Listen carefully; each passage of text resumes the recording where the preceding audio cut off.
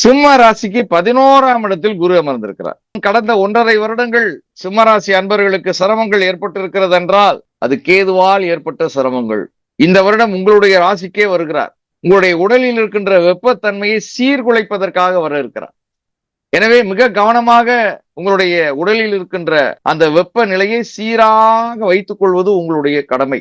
ஆனா உங்களிடம் இருள் தன்மை இல்லை என்றால், சூரியனுடைய தன்மை மிளிர்ந்து இருக்கிறது என்றால், இந்த வருடத்துல அற்புதமான பலன்களை நீங்கள் அனுபவித்து விட முடியும். காரணம், நுணுக்கமான உணர்வுகளையும் நுணுக்கமான கண்டுபிடிப்புகளையும் கேது உங்களுக்கு தந்து விடுவார்.